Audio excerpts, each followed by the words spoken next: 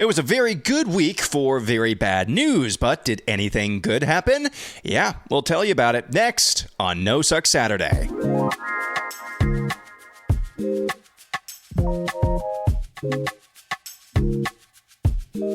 And welcome back to another edition of No Suck Saturday. This is episode 20 for No Suck Saturday. So we have already surpassed what we did on our old little media thing called TikTok Time that expired after about 8 months maybe or so. It was a lot of work. It was about, what, did we do that in 2020? No, 2019? 2019. Yeah. No, it would have been 2020. Yeah, it was actually. 2020. Yeah, 2020. And then we kind of stopped right before we got pregnant with Ben. Yeah, so that was our old media project. I think those videos are still up there. It was pretty good, but it was a lot of work.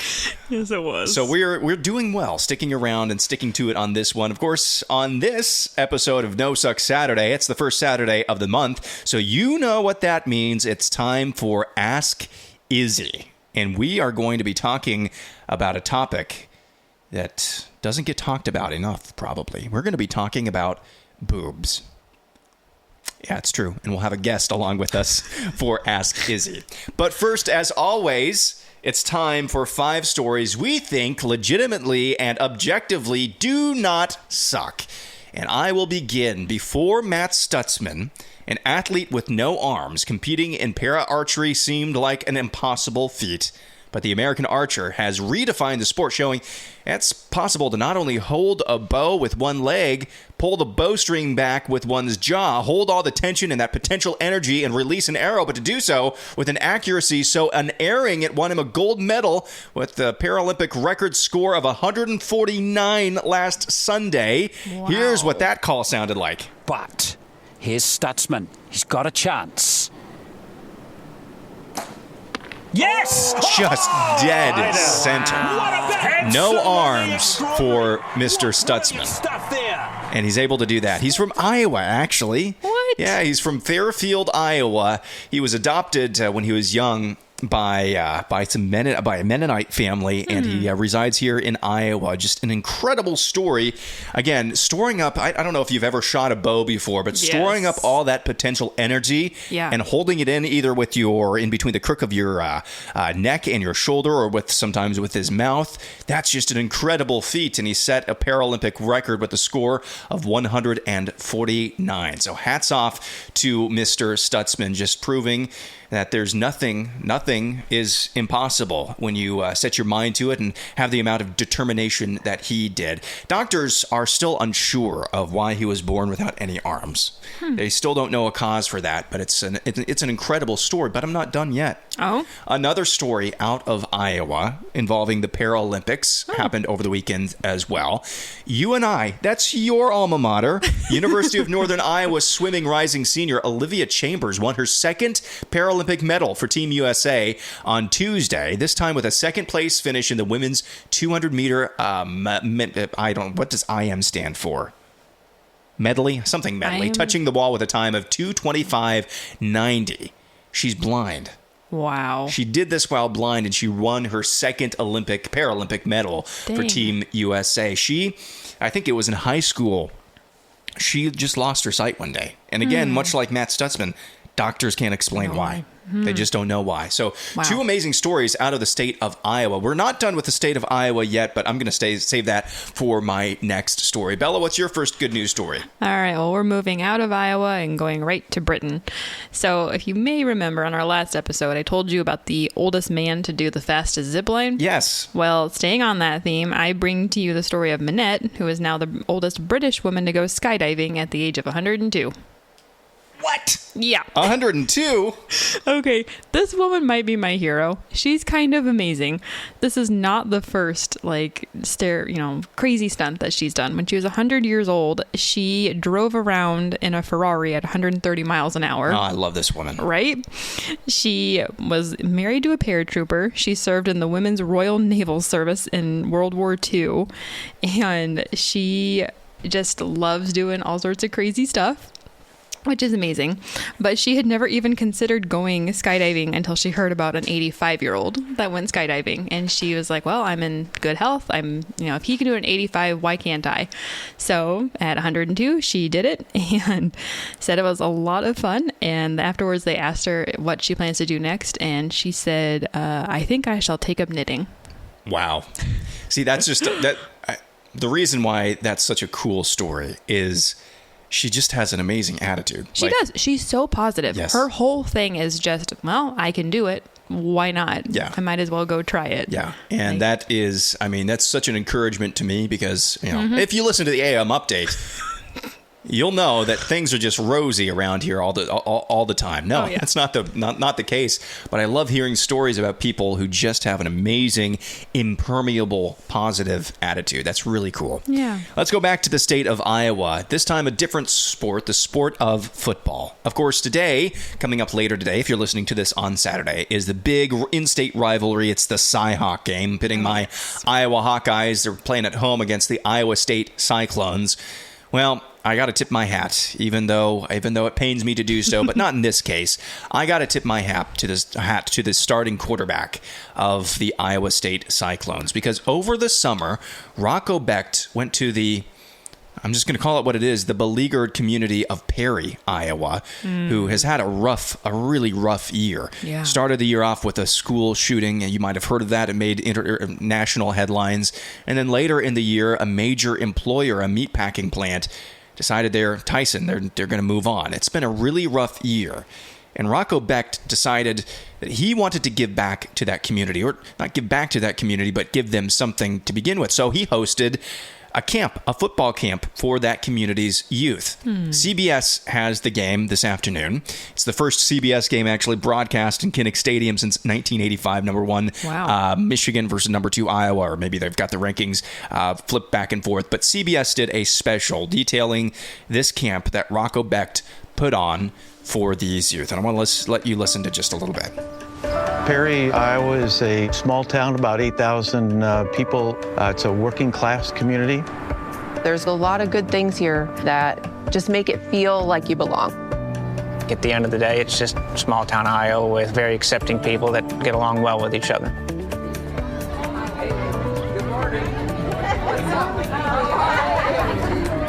There are quite a few Cyclones fans in the community.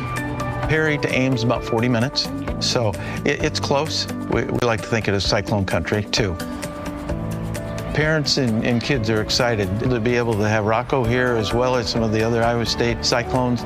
From a football perspective, it's going to do wonders just to get some excitement from the community. I think is going to be tremendous for the program.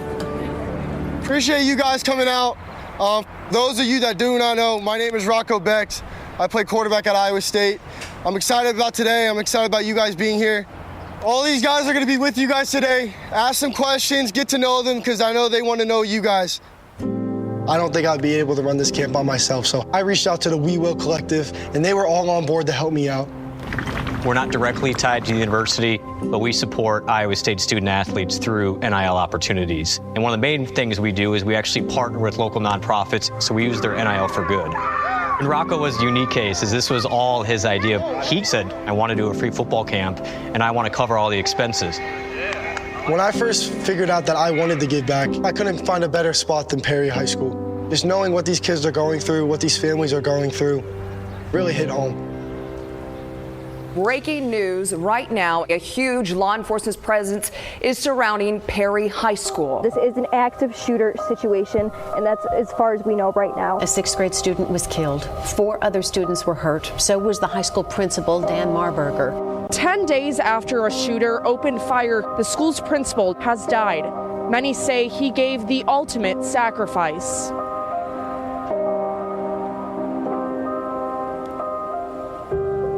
January 4th, we lost a 6th grade student, and we lost our high school principal. 2 huge losses. There's no other way to phrase it. It was a tragedy. It's definitely a trauma that people are still healing from. This is a very resilient community. We've had tragedy, unfortunately, but I think we did a tremendous job of rallying together. Everyone heals at their own pace, and I know this camp is a great thing for our youth to just go back to normal and have something really great happen for them.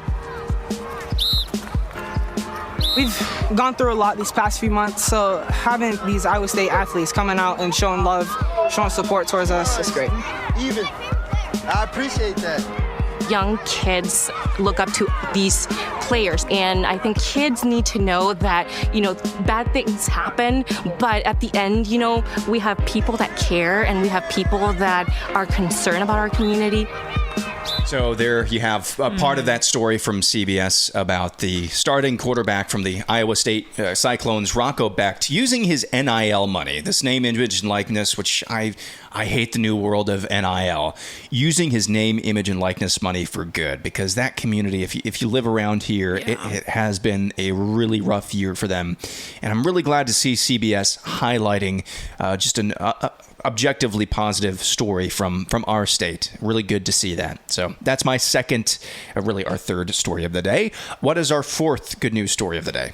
All right. So my next story comes out of Plymouth, Massachusetts, where a man helped his wife deliver a baby on the side of the road. So it was their second baby. Dad of the year? Right. Or man of the year? Yeah. Impressive. So it was her second baby, and in most instances, those second babies come a lot quicker. Mm-hmm. And so I guess his wife started to feel his contractions get stronger. They got in the car, and unfortunately, they live an hour away from the hospital. Oh, no. So her water broke on their way, and they called 911 and pulled over to the side of the road, and by the next contraction, the baby's head was crowning. Oh, man. So they talked him through it. He delivered the baby, wrapped him up, and sped off to the hospital. But in the middle of all of the action, he didn't realize until much later that his wedding ring had come off. So after, obviously, they got home from the hospital and got settled back in, he went to go back out and look for it. And at first, he didn't see anything and just kind of was about ready to give up. And just as he was leaving, he found it buried in some grass. And, man. Right? And reflecting on the situation, he said, "By the grace of God, I found it, and I just couldn't believe it. Everything could have gone wrong, but everything just went right." So talk about a cool birth story and with a great perspective on what was probably a terrifying, even though it's exciting and happy, situation. Yeah, no, that's awesome. Well done, Dad. That's a huge helmet sticker. Yeah. Dad of the year over here, and just an amazing story, losing his wedding ring and then finding it by happenstance on the way back, and then having a great attitude through the whole ordeal. Well, pleasant ordeal. They welcomed a new baby into the world, so that's really cool. I love that story. All right, my final story isn't so much of a story. It is another thing from the world of football, and I think it's funny. A surprise. What a surprise. That's been kind of the name of the game when it comes to my good news stories. Nick Saban is retired now. You know who that is, the ex-Alabama coach. I do know somebody, and a name I recognize. You undersell yourself on your really Renaissance woman knowledge of things. Okay, so that's Nick very Saban, nice of you. Just all-world greatest of all time, maybe college football coach. He's retired now. He's working for ESPN, and apparently he has enough time in his spare time, which he has more of now, to do commercials for different companies like Verbo. Listen to this. Is there a pool? Check-in time is 3. It's 2:55. I know. Is this what he's doing now? Have a seat. As your host, I have some rules. First, no showers longer than 5 minutes. This isn't a spa. There's no streaming, only cable television. Any games for the kids? No games, no fun. The kids aren't even allowed in the house. That's the rule.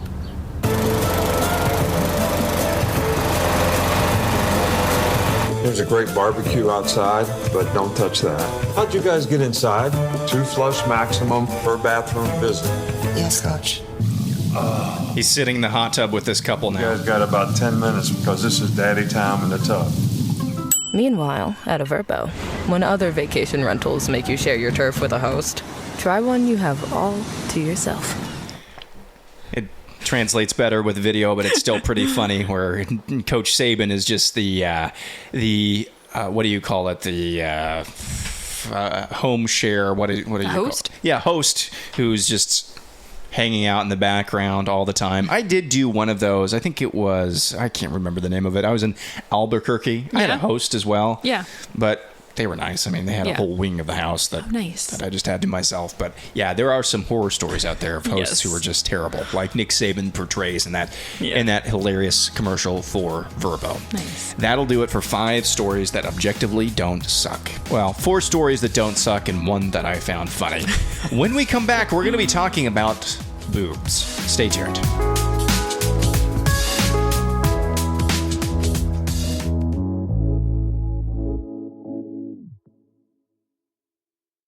Back on No Suck Saturday, it is round 2 of Ask Izzy. It's the segment we debuted last month. We're going to do it once a month, the first Saturday of every month. Ask Izzy is a segment where you can ask any medical-related question to a nurse who's pretty much seen it all. We had a lot of good feedback to last week's episode. This week's going to be a little bit different because we have a guest and we're going to be tackling just one question, and we'll tell you about that guest in just a few moments. Looking forward to this edition of Ask Izzy.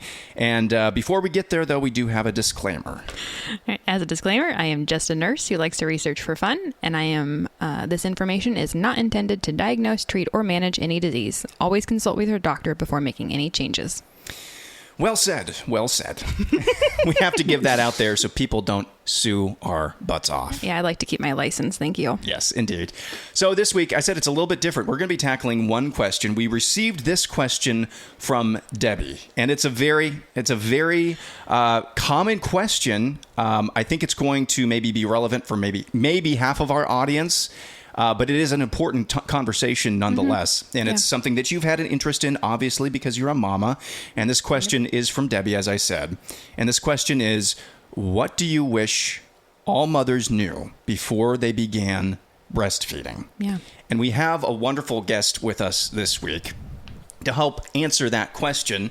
Her name is Niki DeVall. She is a licensed early childhood educator, a parent and family educator, and a certified breastfeeding counselor. Now, we just didn't find Niki out of the woodwork. We didn't just stumble upon her.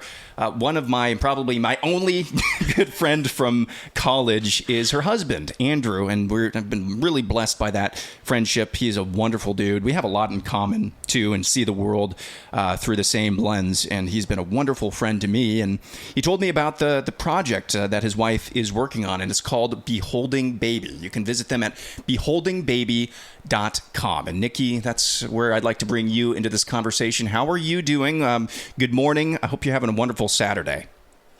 I am. Thank you so much. Thanks for having me on. So tell us a little bit about yourself. I've never actually had a full-blown conversation with you before. I remember seeing you around Mel Johnson Media Center. You went to the same, you and Andrew started dating in high school, went to the same college. It happened to be the one that I went to as well. But it's good to have you on the program this morning. Tell us a little bit more about your background. I kind of read the top-line bio, but tell us a little bit more about who you are and what you're doing right now. Yeah, absolutely. I have always been passionate about infants and toddlers, working with families. After college, I spent nearly the last 10 years supporting families as they navigate the ups and downs of breastfeeding and caring for babies. A few years back, I also got my certification as a breastfeeding counselor as well, and that paired in really well with my work with families. And I've just really spent a lot of time in the trenches with individual families, supporting them and helping them navigate different challenges when it comes to parenting, getting ready to become a parent, getting their home and their lifestyle ready for what it looks like to welcome a baby into their home, and get ready for breastfeeding to get off to the best start that it can be. It's a really important topic. You know, any couple, any young family has gone through, I assume, has gone through the question, no breastfeeding, yes breastfeeding, things of that nature. There's conversations that we had when we had Ben, Bella. Mm-hmm, yeah. And kind of circling back to that original question, I think that's a good jumping off point for this conversation. So maybe you can reset the question that was submitted by Debbie. Absolutely. So the question was, what do you wish all moms knew about breastfeeding before they got started? Niki, how would you answer that question? Yeah, I think that's a great question. And I think that's something that I'm really passionate about, that so often moms go into birth and breastfeeding having a lot of preparation for the event of having a baby and less for the actual breastfeeding process. And they think that because it's natural, because it's normal, because it's instinctual, that they're just going to be able to jump right in and not have any complications. But the reality is that breastfeeding is a complex thing, and that yes, it is natural and instinctual for both moms and babies, but that doesn't mean that it's not hard work. That doesn't mean that there aren't a lot of challenges. And especially in this day and age where there are so many birth interventions that can oftentimes put a little bit of a disadvantage on the start of breastfeeding for some situations. And so I'd say the biggest thing that I would want all new moms going into breastfeeding to know is to get educated early. Do those prenatal consults with a lactation professional, because the things that you can learn and prepare for before birth are only going to help you afterwards. Write down the name and phone number of your lactation professional so that you have it in your phone or in your partner's phone, so that in those early days of breastfeeding, when things maybe aren't going as wonderful as you thought they were, you have somebody that you can reach out to right away. The prenatal stage and early postpartum is really the ideal time to learn about breastfeeding. In those first few days and first few weeks of breastfeeding, things can go a variety of directions. You might start off thinking everything is going great and then realize, wow, it's maybe not going as well as I thought. Baby's not gaining weight, or milk isn't transferring well, and I'm in a lot of pain and I don't know that I can keep going. And so having some answers and some help right away is really, really key. Those first few days after birth are an ideal time for challenges to crop up. And often hospitals just don't have the capacity to really help get breastfeeding off to a great start. And so having some ideas of, okay, what is normal? What does normal newborn behavior, normal nursing behavior look like is really essential. And having that support is crucial to things continuing to go smoothly. Those first few days after birth have the potential to make or break breastfeeding. And so the more education that you have going into that is really only going to help you.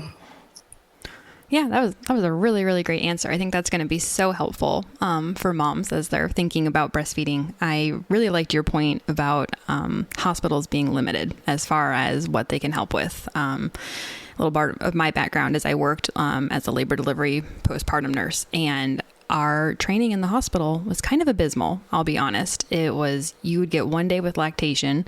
They forgot to give me a lactation day. So thankfully I had breastfeeding experience to bounce off of, but I would, train girls who had 1 day with lactation, and then they'd go with other nurses, and they would just do the worst technique I had ever seen.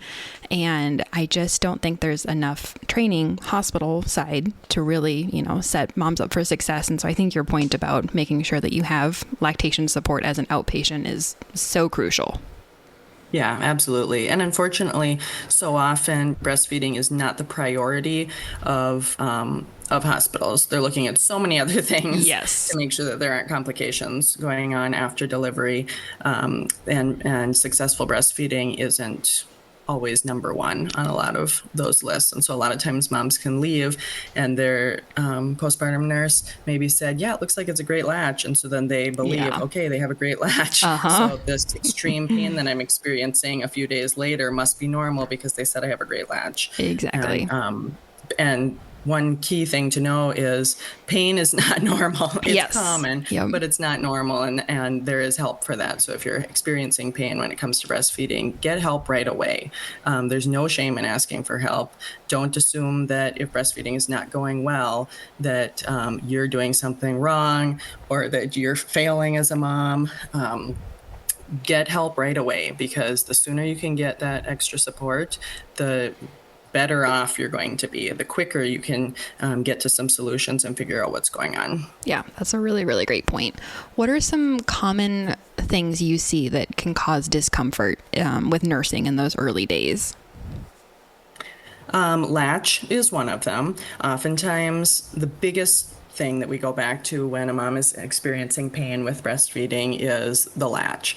Is baby getting a deep enough latch? And there are a lot of different tips and tricks and tools to try with that. And so even if somebody tells you it looks great, if you're feeling uncomfortable, if you're feeling pain or just like something isn't right, then that doesn't mean that the latch isn't great. It's more about how is the mom experiencing that than just the look of it. Positioning, there's lots of different positions to try with breastfeeding, and depending on what type of a delivery you had in the beginning, there are different things that you can try. Like when you're a C-section mom, there's different positions that are more comfortable and effective than if you had a vaginal delivery. If you had interventions during your labor, then sometimes that can cause some later interventions that are needed with getting breastfeeding off to a great start, because sleepy babies when they're born are going to be sleepy at the breast, and so we need to encourage them to get going with breastfeeding a little bit more and get some more energy. Yeah, that's a really good point too. I feel like that was a common question that I would get in the hospital is, especially like you said, if it was a very intervention heavy birth, if there were like epidurals or spinals or, lots of medications on board, I feel like the newborns were much more sleepy compared to the natural births. And that was always the big thing, was how do I get my baby to wake up? So what are some tips or tricks that you could give moms who are trying to keep their babies awake and they just seem so sleepy? Yeah. So sometimes it's getting a little bit of milk into them so that they have a little bit more energy to breastfeed. Because for newborns, breastfeeding takes a lot of energy and work. And so when they are super sleepy, or if they're like premature or not totally with it when they're born, then it just takes a lot of extra work for them to get going with breastfeeding. And so sometimes it might be expressing a little bit of colostrum and feeding it to them with a syringe or a spoon to give them a little bit of milk in their system to have some energy to work on breastfeeding. Skin to skin time is always fabulous. It's great for babies whether you're breastfeeding or not, but it's especially great if they're breastfeeding. It will help to boost the oxytocin in the mom to get milk making going, and it'll help the babies with their natural instincts to want to nurse to try and latch on at the breast as well. Other things, getting them down so they are skin to skin, that can help to wake babies up, and really watching for their feeding cues and noticing when they are showing signs that they're hungry, so that you are giving them the opportunity to latch at that time. So you're not working against the system of only trying to wake them when they're in a deep sleep, watching when they are in a lighter sleep, trying to wake them up. And noticing that, okay, they're kind of stirring a little bit. There's some movement under the eyelids. This is a time that I'm going to maybe unswaddle them and take them so they're just down to a diaper, get them skin to skin, and bring them close to the breast. Sometimes expressing a little bit so they can smell the milk can help to wake them up as well. If you really have a sleepy baby, keeping them unswaddled so that they are waking up more naturally and having following those startle reflexes can really help as well. Oh, I love that point. That's a really good idea. And I feel like, especially in the hospital, the big thing is just swaddle them up. It's just, we have to keep them warm. We got to keep them under the swaddle. And sometimes you're so right. If you're suppressing that startle reflex, it's so hard to get them to naturally wake up. And then then they're too tired. And then, that's when I feel like the conversation about, we need to start supplementing comes in. And that can be tricky. What advice do you have for moms that are going into the hospital knowing that they want to breastfeed, but are kind of worried about some of the pressure they might face as far as like supplementing, baby's weight, things like that? How can they kind of prepare themselves for that? Number one, meet with a lactation professional ahead of time, especially if you have any concerns going into it. Like if you have flat or inverted nipples, or you're for some reason worried about milk supply, like maybe your mom had low milk supply, so automatically you're thinking, oh man, am I gonna make enough? And you're worried about that. Then having that conversation ahead of time to ease some of those fears and give you some tools if there is something that with your health history that might be a barrier that you can work on and get figured out beforehand is really key. Also, including breastfeeding in your birth plan. So often birth plans are only around labor and delivery and do I want meds or not, Yes. and what that looks like. But including things that are specific to getting breastfeeding off to a great start. If you check out beholdingbaby.com, I do have a post that we put up on our blog this summer about including breastfeeding in your birth plan that gives some great tips on what to think about ahead of time, what to talk to your provider about that's going to help support that. And whoever your support person is that's going to be with you when you deliver, having them know this is important to me and this is why it's beneficial. And then if something doesn't go as planned, as often happens with birth, then here are some ways to move forward with that. And once again, having that phone number for your lactation professional at the ready so that you can call or text, so that even when you're in the hospital, I mean, you can have your lactation professional come to the hospital and visit you while you're still there as a visitor, if visitors are allowed where you're at. So you're getting some support right there as well, or waiting until home is great too. Another thing to note is that if there are any IV fluids that are being given during birth, oftentimes it can elevate baby's birth weight, which can mean that when they lose weight after birth, it can sometimes look like they're losing way more weight than they originally were when they're oftentimes just getting rid of some of that excess fluids. So all newborns lose weight after birth. But if they're losing too much, then that's when providers start to panic and say, like, okay, we need to supplement because they're not getting enough at the breast, they're losing too much weight, we need to get that weight up quickly. And so knowing that, okay, if you're planning on having an epidural, or if you know that you're going to be given IV fluids at all, especially the more you get, the more water weight you can wind up with for both you and baby. Oh, yeah. And you have to pee it out somehow. Right.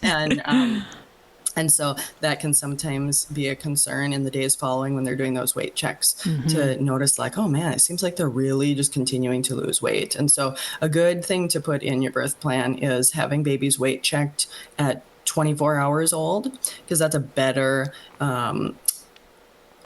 measure of a baseline weight, because then by that point, those excess fluids should be off. And so if there are concerns down the road in the few days following, you can look at that and see, like, okay, what's a more accurate measure of how much weight was being lost from that 24-hour mark. So even if you're planning to have an unmedicated birth, you never know how things are going to go. Yeah. And so just including that in your birth plan, because it's interesting to note too, like, okay, if you put it in there, then they'll make sure to check it and make sure that you have it jotted down somewhere, or snap a picture of the scale on your phone so that you're like, okay, that was the 24-hour weight. Yeah. So I'm just going to keep that in the back of my mind. So if questions arise and somebody's jumping at me to supplement, then I could have a good conversation with the pediatrician and say, you know, I did have all this, all these IV fluids. This was what the weight was 24 hours. Can we talk about this more instead of just automatically supplementing? Because the thing about supplementing is there are definitely times when it's necessary and needed, but oftentimes it can be a quick way to move things along and get people discharged from the hospital. Okay, they're supplementing. Here we go. Things are going better, but it can really sabotage breastfeeding if it isn't handled appropriately. Anytime that supplementing is happening, whether it's necessary or not, mom needs to be removing milk effectively in place of those feeds to be able to cue her body to know to make milk in those times, so that eventually, if you're weaning off the supplements and going to straight breastfeeding again, that your body knows, okay, we've been planning for this. Yes. My body knows that it's supposed to be making enough milk for the baby, because milk supply works on a supply and demand situation. Yeah. And initially, the milk will come in after the placenta is delivered, and that will happen for all moms. But then after a couple of days, it's really driven by the baby or pumping and hand expression for your body to know to keep making milk.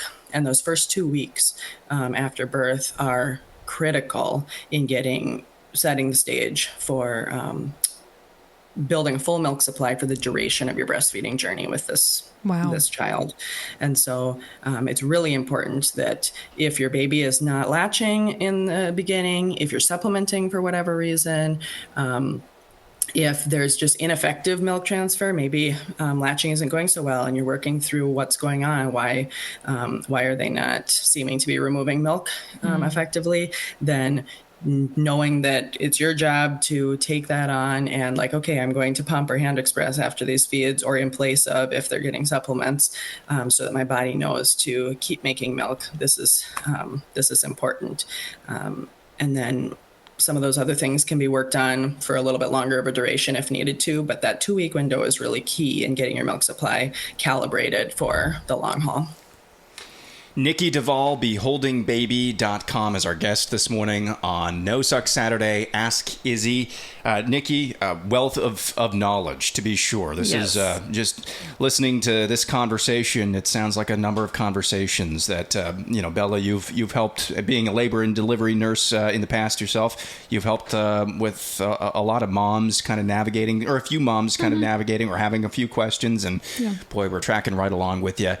So, Niki, when you go to beholdingbaby.com, and by the way, I would say that I think there's more people in this audience than I really maybe expected when I first began AM Update that are actually have young families. So if you know somebody who this type of resource would really benefit, or you are somebody this would benefit, be sure to check out beholdingbaby.com. When you go there, Niki, what can folks expect to see? What kind of resources do you make available?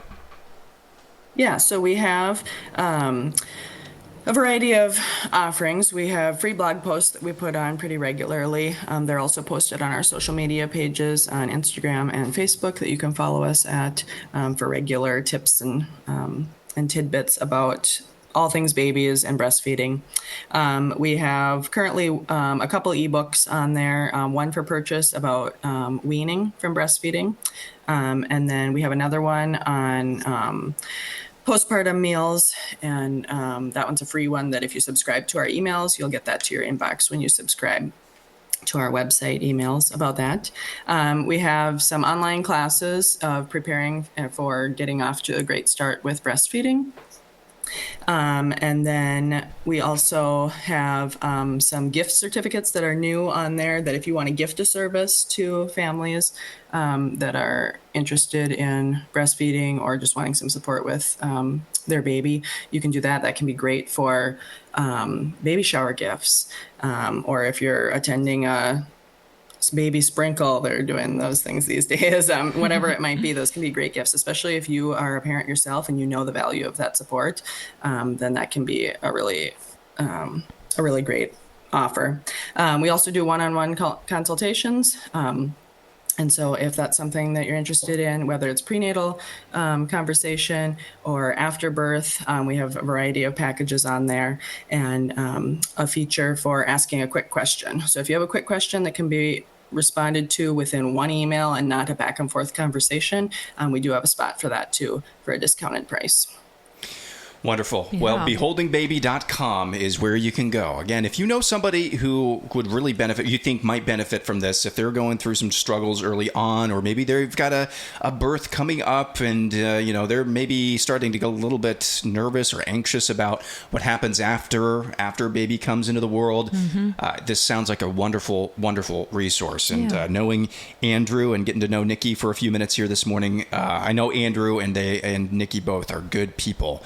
So thank you so much for spending a few minutes with us this morning, Niki. Anything else that you want to say before we get off? I think that's it. Thank you so much for having me. I really appreciate it. Yeah.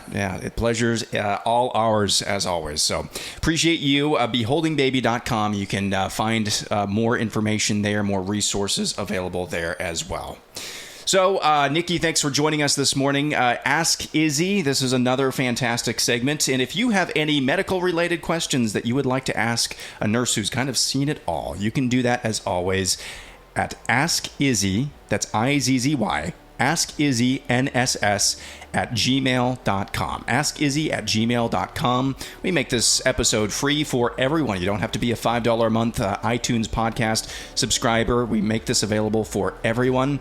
Ask Izzy once a month here on the first Saturday of the month. When we come back, we're going to have our highlight of the week as well as our question of the week. Stay tuned.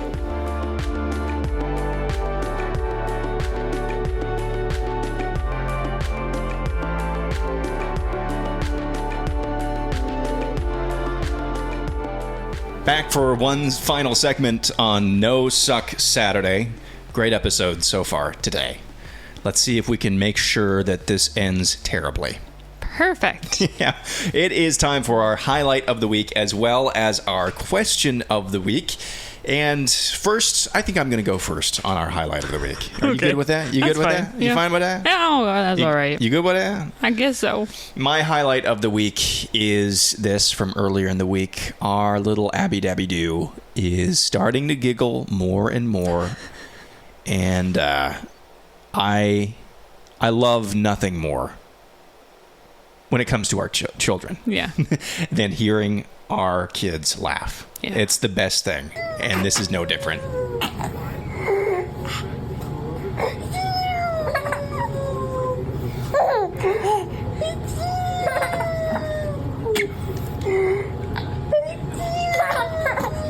I know I've made it my best of the week when I've heard her laugh before. I know I'm recycling things, but it always cheers me up when I hear that. When I hear the little laugh, especially from a little baby like Abby, just the little chuckle that she has, it's wonderful. So that's my highlight of the week. Aww, what about you? Very cute.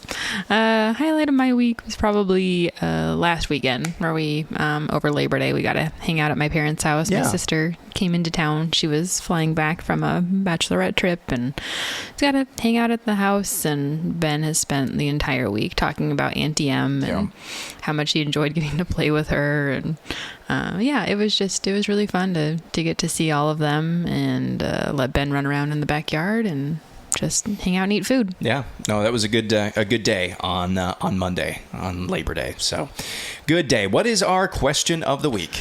All right, our question of the week is: what is your favorite treat? Favorite treat? Man, that's a hard question. Not for me. I'm fat. I fat. love sugar. But I on purpose don't buy stuff so that I can't make stuff, and I don't let myself bake because I definitely have a sweet tooth.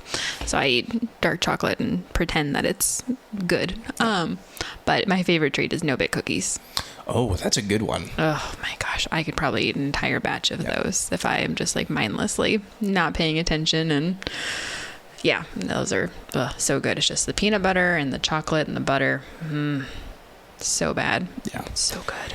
No-bake cookies are very good. I think my favorite treat, I would classify this as a treat. It doesn't have much sugar in it, but man, I'm a sucker for the trashiest nachos that you can find. Yes. And that the way I do nachos is not like the nacho cheese that you get at stadiums. I get shredded cheese, or we get the variety pack at Costco of the gourmet cheeses, which you can get a really good deal on. Put them all over chips, corn chips. Put them in the microwave, melt them down. It's a good way to just get like 5,000 empty calories. Just a really efficient way in case you're into that. That's why I can't do that very often. Well, on the weekends when my calorie deficit thing is a little bit higher, maybe I'll have a plate or two. But no, that's my trashy nacho treat. That's what I'd classify as a treat. So it just kills me that you don't want salsa or guac or even meat. You're just like, no, cheese and chips. That's it. What's a really good combination? Have we had this conversation before? A really good combination to mix in with salsa. It needs to be pretty spicy. Yeah, we did talk about this on No Suck Saturday. I'm pretty sure this is your ranch. Yeah, because I offered. No, not ranch. Oh, it's even better. Oh, it's even better than ranch. It's sour cream mixed in with that, but we don't have sour cream on hand, so I have to substitute ranch. Okay, but it's really good. Creamy salsa. It's super good. Okay, good for you. I'll stick to my cookies. Okay, well, we can do both. We're when it comes to treats, we are an egalitarian household. Thank you. No, treats. Oh. Yeah. So what did you think of the episode today? I thought it was good. I think we learned some things. We talked about boobs and interventions and learn some things. Yeah, we did talk a lot about boobs. She's really smart. Yeah. And it's not a surprise. I've known her husband, Andrew, for, good grief, it's been over a decade now. Yeah. They're good people. And she is definitely a wealth of knowledge. So absolutely. So that was a good conversation. I thought we had 5 good stories, you know. Did we salvage the suck? Did we salvage this episode in terms of making sure it ended on a sour note? Man, we're trying our best, but we just can't suck on No Suck Saturday. I'm saying we can't.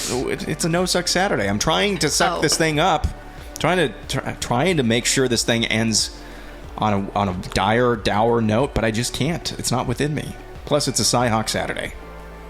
Go Hawkeyes, no Cyclones. Yes, thank you very much. All right, we'll be back at it again next week on No Suck Saturday, only for Apple Podcast paid $5 a month subscribers. For the rest of y'all, we'll be back with AM Update on Monday morning. See you then. Have a good weekend.